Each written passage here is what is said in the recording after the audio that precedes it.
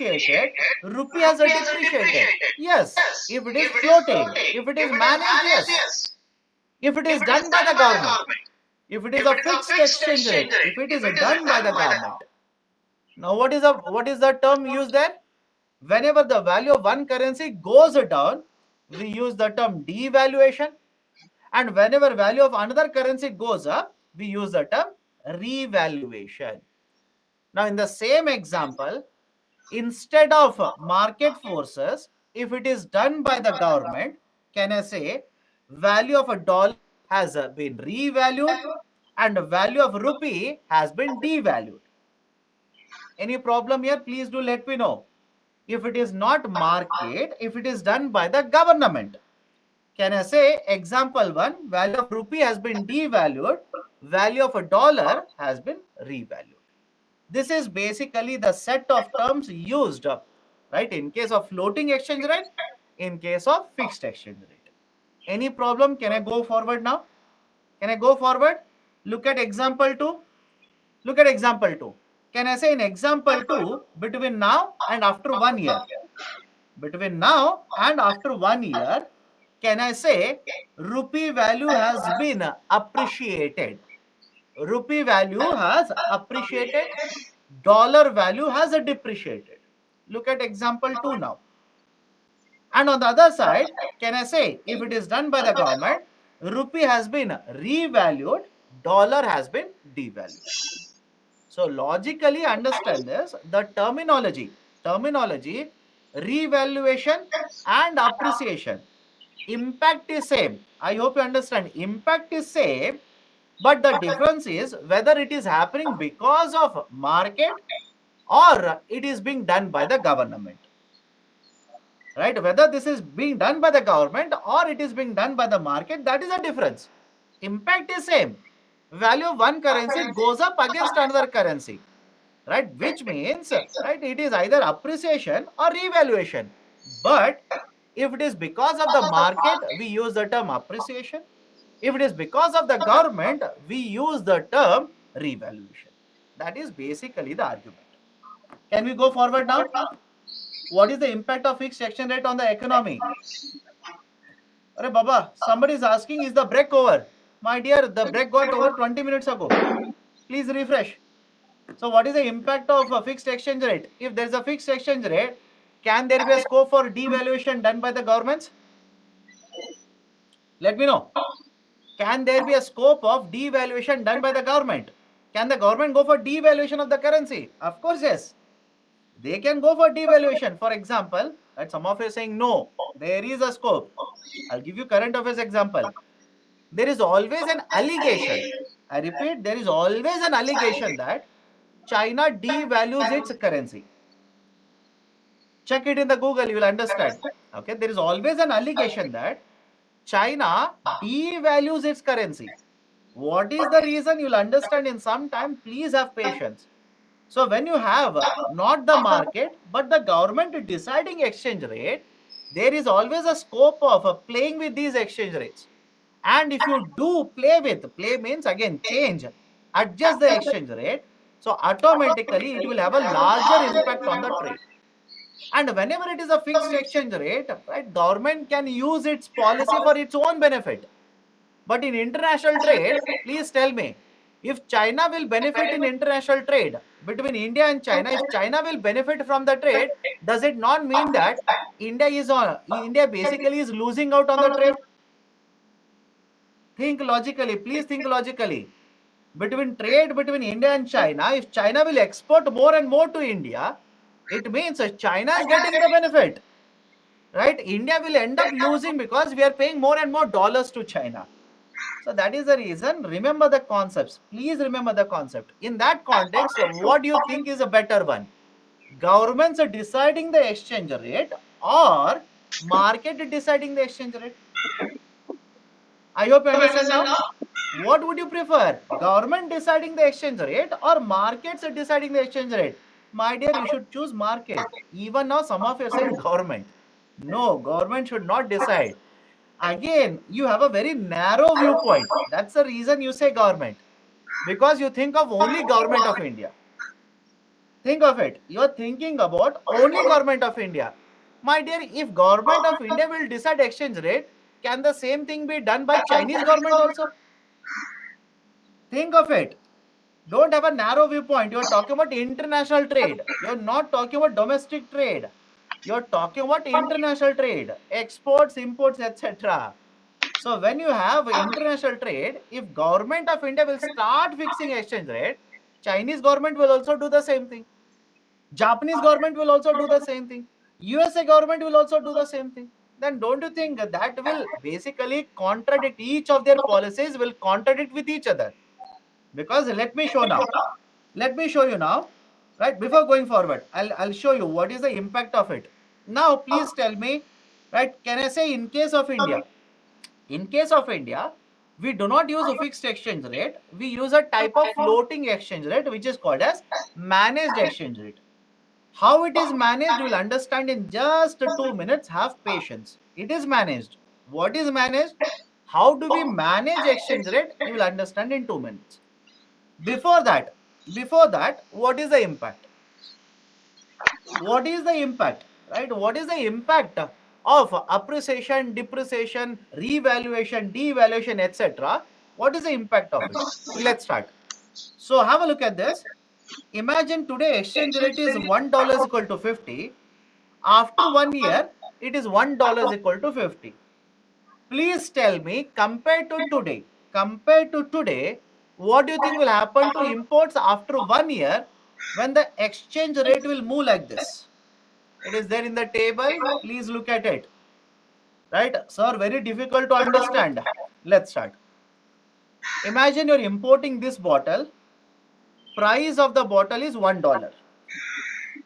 Price of the bottle is $1. So today, for getting $1, how many rupees you will have to pay? 50 rupees. And after 1 year, to get the same dollar, how many rupees you will have to pay? 40 rupees.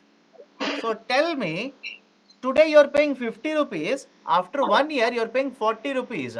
Can I say imports will become cheaper with rupee appreciation? Anybody has a difficulty? Imports will become cheaper with rupee appreciation. And India is a net importer. India is a net importer. What do you mean by net importer?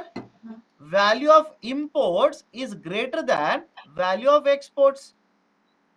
Value of imports is greater than value of exports. That is the meaning of net importer. Now please tell me, a country which is a net importer, rupee will start appreciating or rupee is revalued. Don't you think imports will become very, very cheap? Imports will start flowing to a greater extent into India. As a result of this, what do you think will happen to domestic manufacturing? Think of that also. What do you think will happen to domestic manufacturing? Domestic manufacturing would be affected. Would be affected by this. On the other side, what will happen to, right, imports when there is a depreciation or devaluation of the rupee? What will happen to imports? Exactly opposite. Exactly opposite. Today, you will import this bottle at 50 rupees, and after 1 year, you will import the bottle at 60 rupees. What do you think will happen to the value of imports? Don't you think imports will become costlier? Imports will become costlier.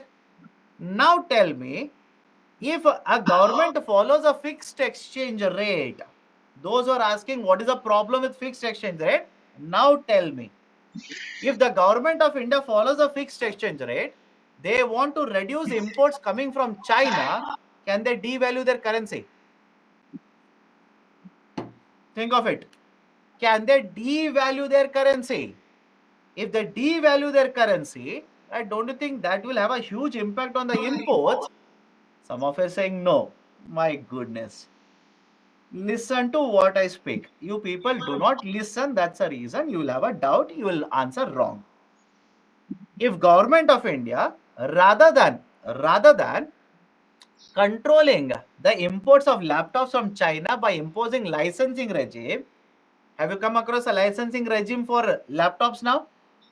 Right, let me know. Have you come across that or not? Very recent, it was there in the newspaper. So rather than imposing licensing regime on import of laptop, don't you think government of India will simply devalue the currency to a very great extent so that computers when they import it will become very costly? I hope you understand. Right? Laptops will become very costly.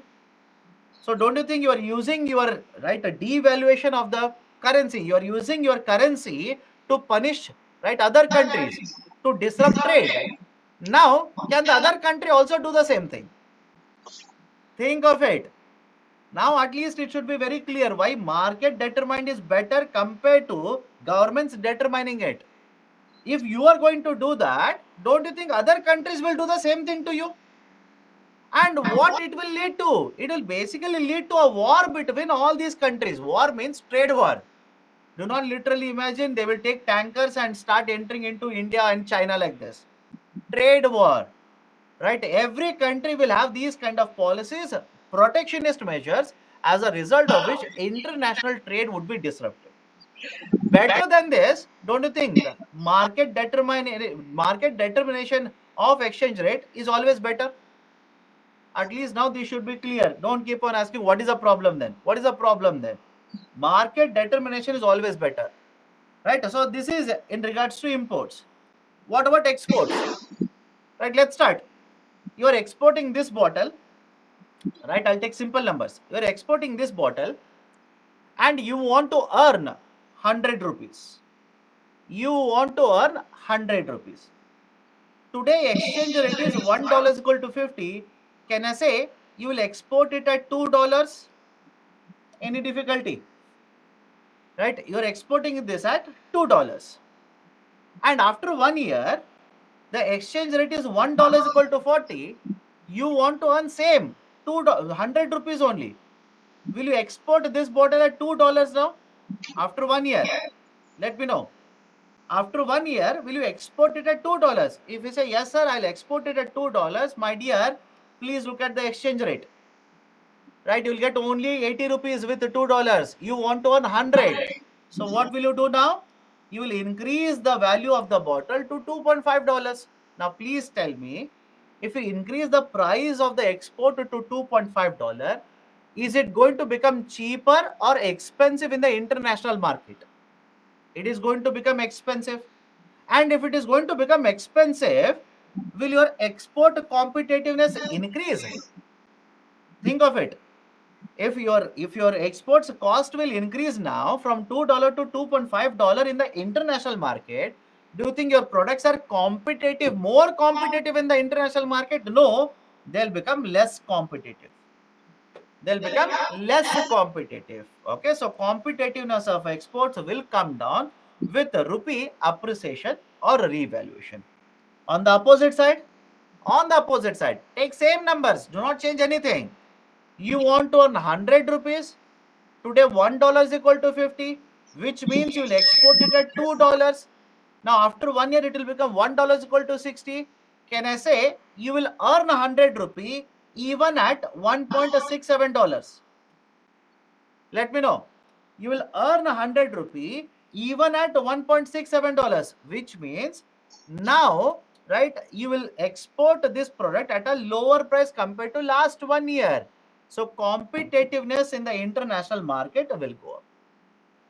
Any problem in understanding this? Right, so remember this equation. Please remember this equation. Appreciation, depreciation, or revaluation and devaluation. Whenever rupee appreciates, imports will become cheaper, but exports will start losing their competitiveness. And whenever rupee depreciates, imports will become costlier and exports will become more competitive. Please remember this equation. UPSC has questioned on it and it will continue to question on it, because this is a right important impact of appreciation, depreciation on India's imports and exports. Now, please tell me, what will favor China? Will revaluation of the domestic currency or a devaluation of the domestic currency? What do you think will favor China? Let me know. Right? What do you think will favor China? Whether revaluing their currency or devaluing their currency? What do you think will favor China? Devaluation of their currency will favor China.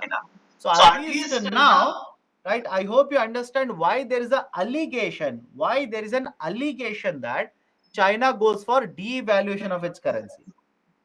I hope you have understood. Can we go forward now?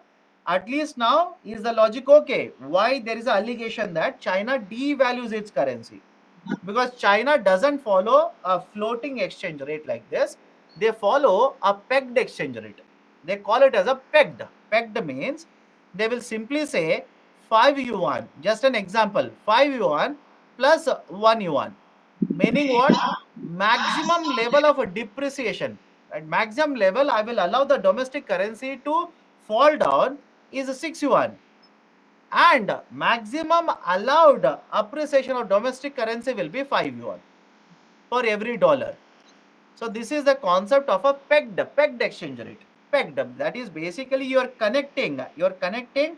fixing this exchange rate, but with certain flexibility. And some of the authors will also use the term floating pegged exchange rate. Okay. So do not worry about it. If you have understood, good. Otherwise, leave it. For China, you don't worry. You don't do PhD in China now. Okay, so this is the impact of rupee appreciation, rupee depreciation. This is how exchange rates are determined. Now, please tell me, continuous, uncontrolled appreciation, is it good for India? Let me know. Continuous, uncontrolled appreciation, good for India? Anybody says, yes, sir, very, very good. Continuous, uncontrolled depreciation, is it good for India? So, argument is simple. If there is a sudden, that is very important, sudden appreciation or sudden depreciation, it is never good for Indian economy. Never good for Indian economy. But if you say, if you are following a floating exchange rate, 100% floating exchange rate, can this happen? Correct or not? If you say, sir, I'm having floating exchange rate, 100%, pure 100% floating, which means no way, right, anybody else apart from the market will determine exchange rate. So if you follow 100% floating exchange rate, in that case, can suddenly the rupee appreciate? Yes. Can suddenly the rupee depreciate? Again, answer is yes. That is the precise reason in India we do not follow complete floating exchange rate. We follow a type of floating which is called as managed floating. We follow a methodology called as managed floating exchange rate. Managed market determined exchange rate. Now, what is this idea of a managed floating here? Generally, that is most of the times, we allow supply and demand for the currencies to determine exchange rate. I will repeat the statement. Listen now carefully. Most of the times, we allow market forces, that is supply and demand for the currencies, to determine exchange rate. But if there is a sudden appreciation, sudden depreciation of the domestic currency, Reserve Bank of India will intervene in the market and stabilize exchange rate. I repeat, if there's a sudden appreciation or sudden depreciation, then RBI, Reserve Bank of India, will intervene, will participate in the market and stabilize exchange rate. What do you mean by stabilize exchange rate? If there's a continuous depreciation, they will try to control the depreciation of rupee. If there is a continuous appreciation, they will try to reduce the appreciation of rupee. How so? Let's start.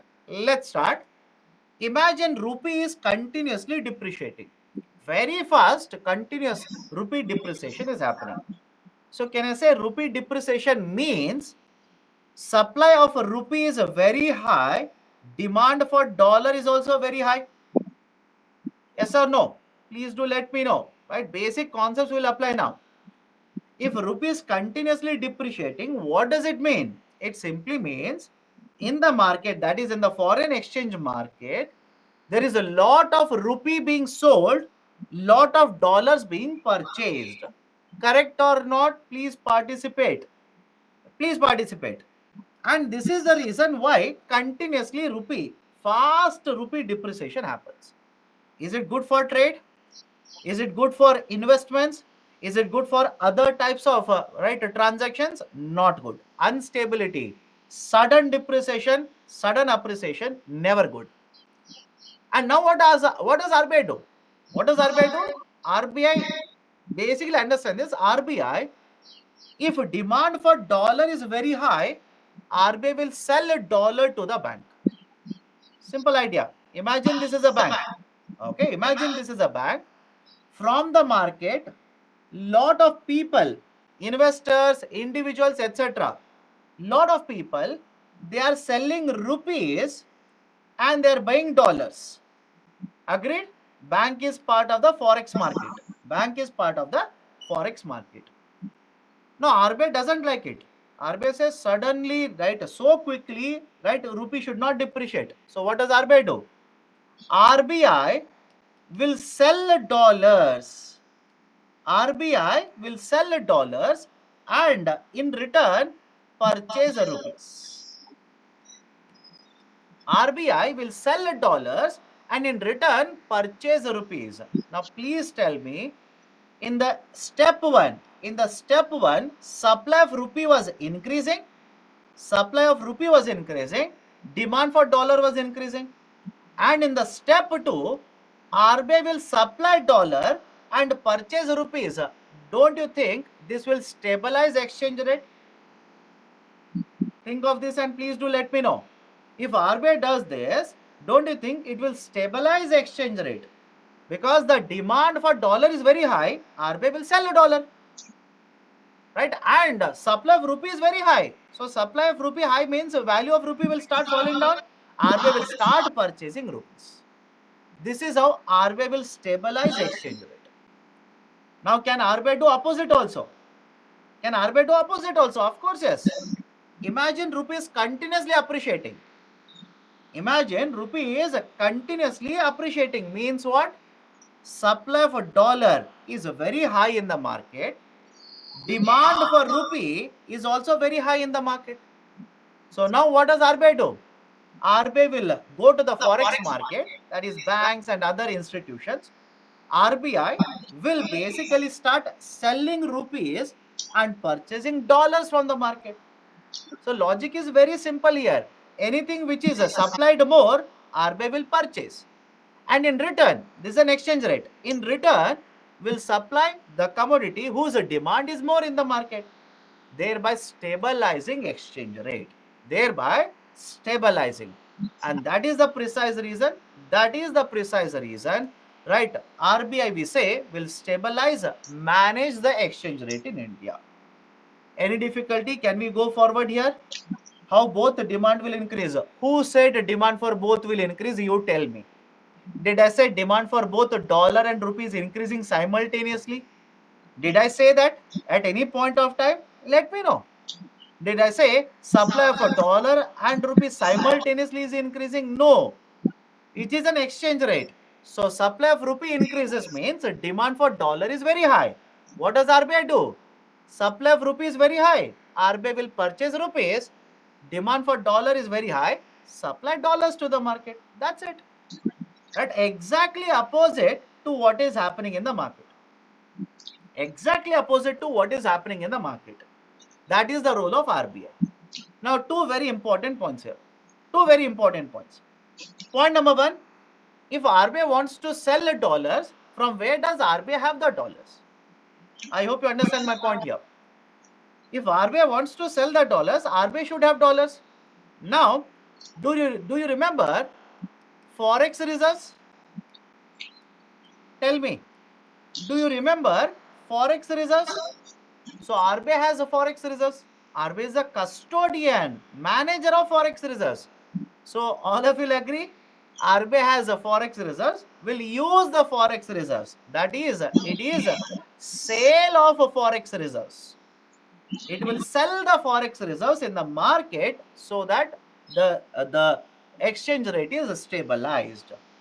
Anybody has a problem with this? Please do let me know. Anybody has a problem with this? Right? On the other side, imagine, understand this carefully. Imagine rupee is, right? Rupee is appreciating.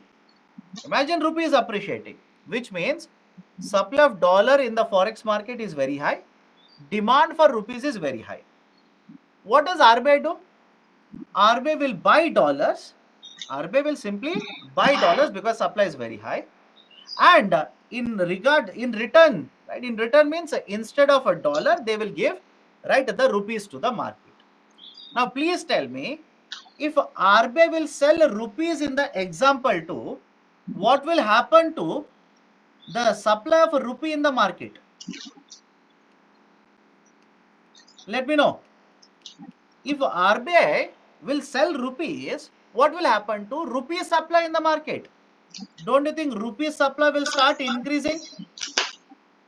Don't you think rupee supply will start increasing? If rupee supply increases, is there a danger of inflation? Start connecting the dots. Is there a danger of inflation? Yes. Now, what does RBI do? So, this is a dilemma for RBI. I hope you understand. This is a dilemma for RBI. On one side, RBI is supposed to stabilize exchange rate. So, to stabilize exchange rate, RBI is selling rupees. But because RBI is selling rupees, it might lead to inflation in the market. Now, what does RBI do? RBI will use open market operation. Simple. RBI will use open market operation and sell bonds, reduce money supply from the banks. Simple. On one side, money supply will increase. On the other side, they will sell bonds, purchase, or basically take out money from the system. Can we stabilize money supply in the economy? Let me know. Can we also stabilize money supply in the economy? Right? Whatever was the concern regarding inflation, that will also be addressed. This is called as sterilization. This is called as sterilization. What is the idea of sterilization? Reserve Bank of India, because they are intervening in the forex market. I repeat, Reserve Bank of India, because it is intervening in the forex market, there could be, right? There could be addition to inflation. Inflation might go up. And in order to control this inflation, Reserve Bank of India will use other tools to reduce money supply. This is called as sterilization. This is basically the sterilization. Done. Can we go forward now? This was asked in this year UPSC. Right? One of the students says, sir, it was asked in UPSC. Yes, this was asked in this year's UPSC itself. Can we go forward now? What is open market operation? My goodness. What do you mean by open market operation? My dear Reserve Bank of India, open market operation is one of the tools under monetary policy where RBI either sells or purchases government securities in order to either increase or decrease money supply. Very simple. Okay. Sterilization again. I'll repeat it again. If rupee is appreciating, what does RBI do? Please tell me. If follow the sequence. Follow the sequence. If rupee is appreciating, what is the meaning of it? Supply of dollar is very high. Demand for rupee is very high. Okay. Supply of dollar is very high. Demand for rupee is very high. What does RBI do? RBI, right? RBI will sell rupees and purchase dollars. RBI will sell rupees. Okay. So that rupee will get stabilized. But now the question is, if RBI will sell rupees, rupee supply in India will increase. Correct? If RBI is selling rupees, in addition to whatever rupees are there in the economy, more rupees will get added. And when more rupees will get added, there is a danger that inflation can be caused. So what does RBI do? On one side, it will sell rupees so that, right, rupee will get stabilized. On the other side, RBI will use OMO to reduce the rupee supply in the market. So on one side, rupee is increased. On the other side, rupee is decreased. Supply, that is. This is called as sterilization. This methodology is called as sterilization. Okay, done. So rupee appreciation, depreciation related to exports and imports. I'll repeat it again. If rupee appreciates, right? Have a look at this. If rupee appreciates, imports will become cheaper. Look at the numbers, my dear. You'll have to look at the numbers. If you can't look at the numbers, then don't keep on asking what is the problem, why it is happening. Look at the table. Today, $1 is equal to 50. After 1 year, $1 is equal to 40. Means today you are paying $1 for this bottle, which is for 50 rupees. After 1 year, you will pay 40 rupees, which is nothing but cheaper. Import will become cheaper. Now imagine you are exporting this. Imagine you are exporting this. You want to earn 100 rupees. So if you export it today, you will have to export it at $2. After 1 year, if you export it to earn 100 rupee, you will have to export it at $2.50, which means your exports price have increased in the international market. They'll become less competitive. On the other side, if rupee is depreciating or it is devalued, right? In case of imports, same $1, you'll pay 50 rupees today. After 1 year, you'll pay 60. Imports will become costlier. And in case of exports, you want to earn 100 rupees. So at $1 is equal to 50, you'll export it at $2. At $1 is equal to 60, to earn 100 rupee, you'll export it at $1.67. Which means in the international market, your product has become cheaper, which will increase its competitiveness. That is basically the idea. Okay, done? Let me go forward now. What are the factors which will influence exchange rate? What are the factors which will influence exchange rate? First one, interest rates. We'll discuss current affairs here. You will have to listen carefully now. If you're not listening, please listen. These are very tricky. Listen. A country which will offer higher interest rates will attract more foreign investors, thereby leading to increased value of the domestic currency. What do you mean by that? I'll give you a very simple example. Country 1, country 2. In country 1, interest rate is 4%, meaning your investment will earn you 4%. In country 2, your investments will earn 6%. So simple question to you people. Will you invest your money in country 1 or country 2? Let me know. Will you invest your money in country 1 or country 2? Some of the students, I'm actually surprised. They're saying country 1. Why? Those who are saying country 1, please enlighten me. 6 a.m. today, please enlighten me. Let me also become like Buddha. How? What is your argument?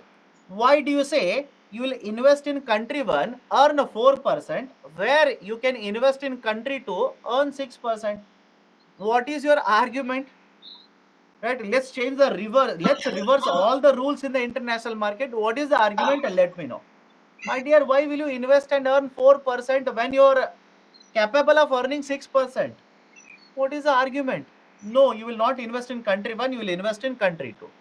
Can I say, with higher interest rate, more foreign investment will flow into country 2? Simple, step by step. With higher interest rate, more investment will flow into country 2. And if more investment will flow, let's say, what will happen to dollar? Dollar supply will increase and demand for domestic currency will increase. That is exactly what I've written here.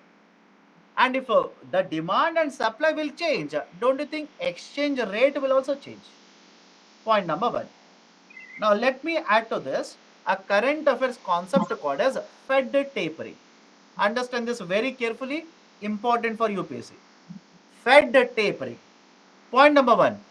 What is this Fed here? Fed is Central Bank of USA. Federal Reserve is equivalent to RBI. RBI is the central banker in India. In the same way, we have Federal Reserve in USA.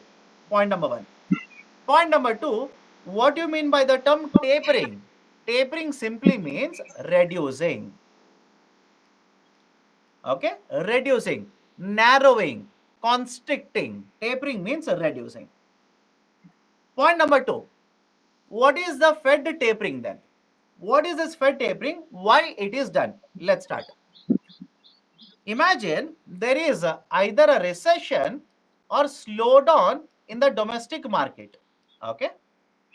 Either there is a recession or there is a slowdown in the GDP value. Now, please tell me, you are the central banker. What will you do when there is a recession or a slowdown? Will you increase the interest rate or will you reduce interest rate? Let me know. Will you increase interest rate when there is a recession? Then please do not become central banker. You will destroy the economy. You will push the economy into depression. So all of you will agree, you will have to reduce interest rate. Any problem with this? You'll have to reduce because you want to increase money supply. You want to follow expansionary policy. All of you are okay with this? You want to follow expansionary policy. And this expansionary policy followed by the Federal Reserve is called as quantitative easing. Do you understand the term quantitative easing now? Please do let me know.